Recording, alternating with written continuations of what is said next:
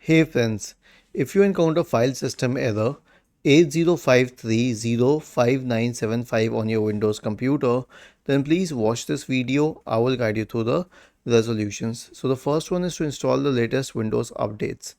Right click on the start button, select settings from the menu, go to the Windows Update tab on the list on the left hand side and click on check for updates in the right pane. The next one is to run a checklist scan. Search for command prompt in the Windows search bar and click on Run as Administrator. Type the command chkdsk /r /f and hit enter. Then press Y and hit enter once again. The next solution is to run an SFC scan. Search for command prompt in the Windows search bar and click on Run as Administrator. Type the command sfc /scan now and hit enter to invoke the SFC scan. The next solution is to troubleshoot everything in the clean boot state.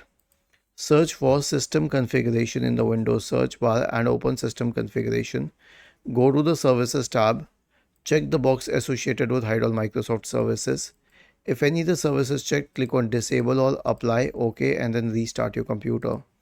And lastly, reset the Photos app. How would you do that?